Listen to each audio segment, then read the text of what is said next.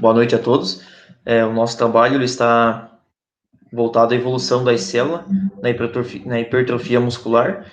O nosso foco ficou em explicar como se dá a hipertrofia e o que acontece quando se tem a contração, e o que acontece quando tem a microlesão e a regeneração. E para falarmos disso, é fundamental falarmos também sobre os tipos de músculo e a sua composição. Podemos dizer que o corpo ele é composto por três músculos, que são o esquelético, o liso e o cardíaco.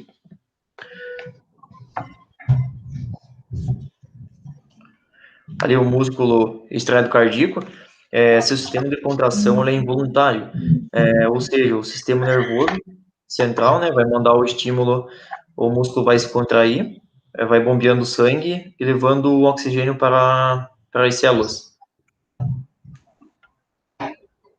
Ali o músculo liso, visceral, ele pode ser encontrado na parede dos órgãos ocos, tais como estômago, útero, bexiga, artérias, as veias, e a sua contração também são involuntárias e elas vão agir no organismo de diversas formas, pois na bexiga ela vai agir de um jeito, no estômago vai ser de outro e assim por diante. Ali o músculo estriado esquelético, ele está ligado aos ossos e destaca-se pela presença de vários núcleos e estriações transversais. O tecido muscular ele é caracterizado pela presença de células alongadas e apresentam capacidade de contração, contração rápida, vigorosa e voluntária. E esse é diferente dos outros citados, né, pois só contração é voluntária. Ou seja, nós podemos controlar ela assim como desejamos. Conseguimos definir a quantidade de hipertrofia muscular, qual região que será que tu quer trabalhar ela. Ali a contração muscular. A contração ocorre quando você tem um encurtamento do tecido muscular. E as células do tecido muscular são alongadas e recebem o nome de fibras musculares. Quando o músculo ele é estimulado a se contrair, os filamentos de actina vão deslizar sobre os filamentos da miosina. A célula vai diminuir o tamanho e assim vai ser caracterizada a contração.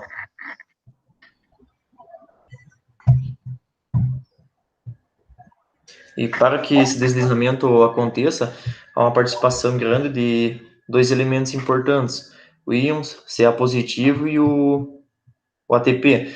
Nesse cabe à molécula de miosina o papel de quebrar, hidrolisar o ATP, liberando a energia necessária para o músculo. Ali tem um exemplo de como a actina vai deslizando sobre a miosina, aí ela vai contraindo, assim vai fazer o encurtamento do músculo.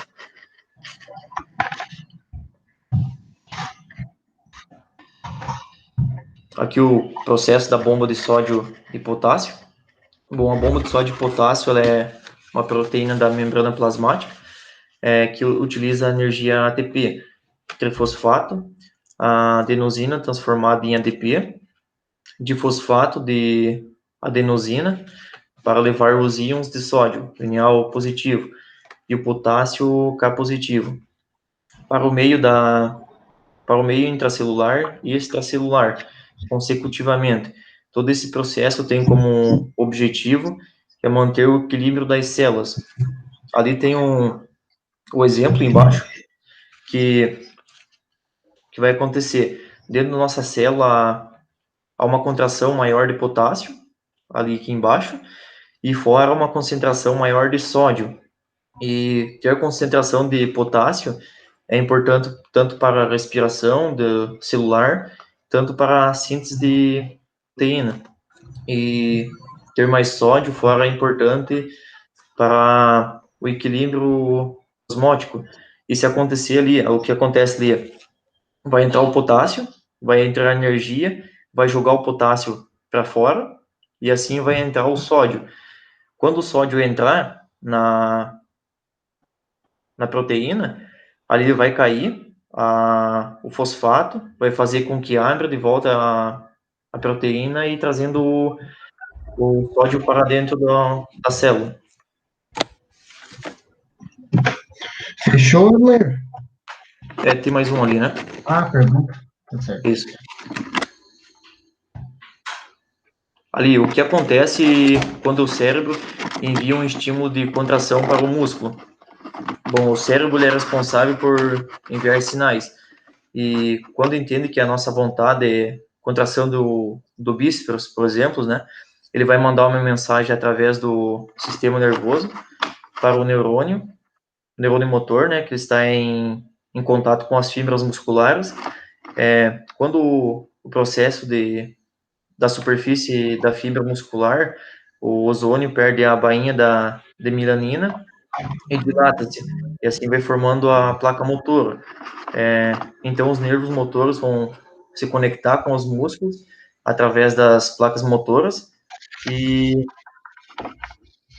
após esse estímulo, chamado sarcômeros, tende a se contrair, ocorrendo um processo de deslizamento, né, entre os filamentos da actina e a miosina, igual tinha o exemplo ali em cima, e assim como um carro precisa de combustível para funcionar, né, o nosso músculo também precisa de uma fonte de energia para fazer nossas atividades, fazer um exercício e vai precisar bem mais energia para a gente consiga fazer esses movimentos.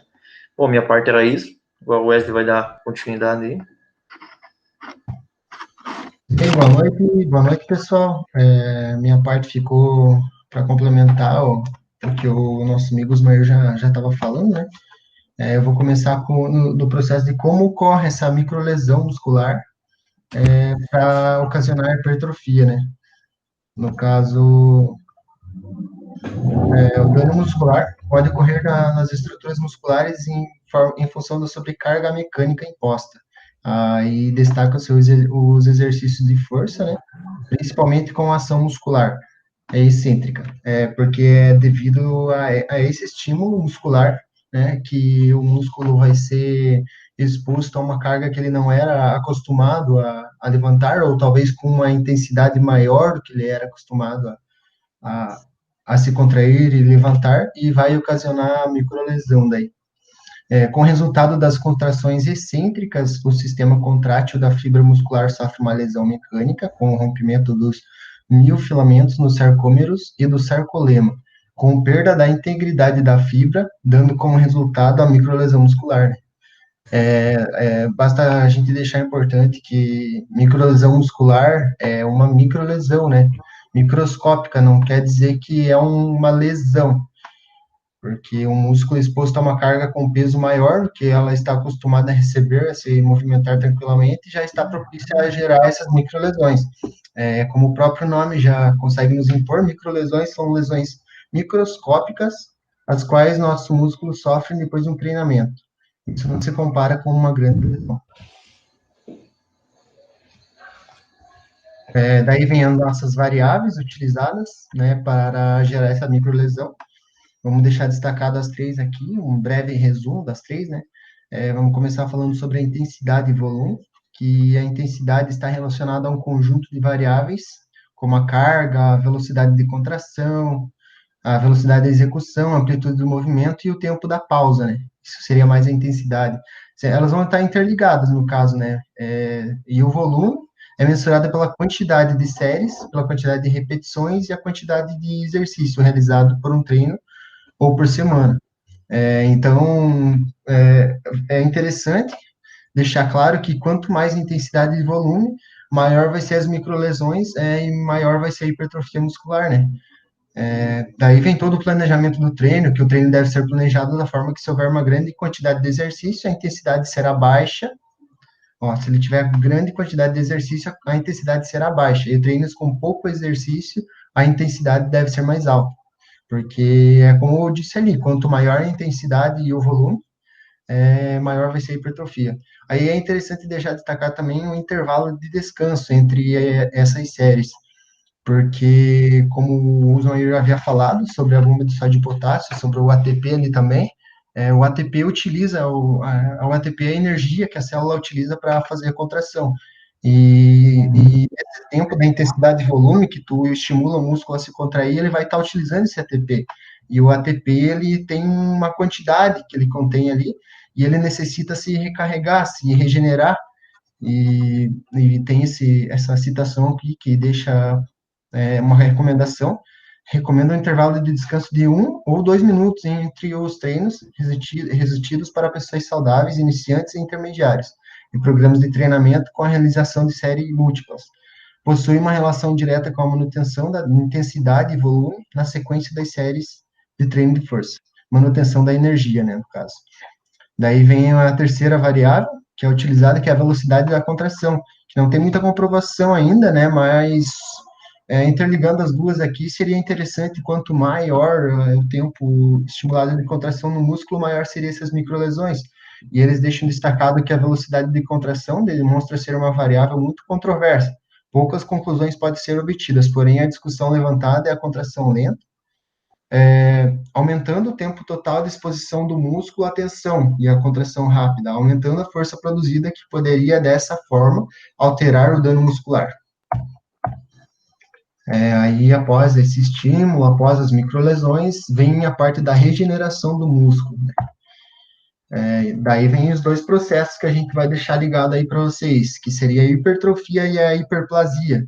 A hipertrofia é um processo de desenvolvimento muscular ocasionado por um estímulo tensional, né, definido como aumento da área de um músculo.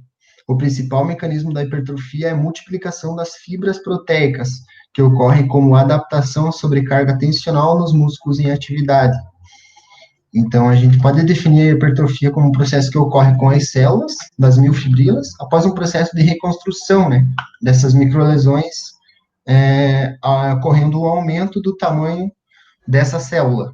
E a hiperplasia seria um processo do aumento do número das células, no caso, em relação ao original. É a sobrecarga de treinamento imposta ao músculo estimula o surgimento de novas células, que são as fibras musculares.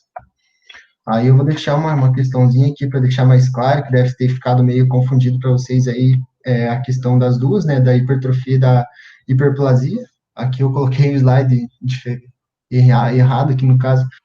Mas, professor, não entendi, qual é a diferença da hiperplasia para a hipertrofia muscular? Os dois não vão gerar um ganho de massa muscular? Né? Aí eu deixo a resposta para vocês, a resposta é sim. As duas geram ganho de massa muscular, porém a hipertrofia é definida como aumento do volume de uma fibra. Aqui tem a célula original, depois de um estímulo, depois da microlesão, ela vai aumentar de tamanho.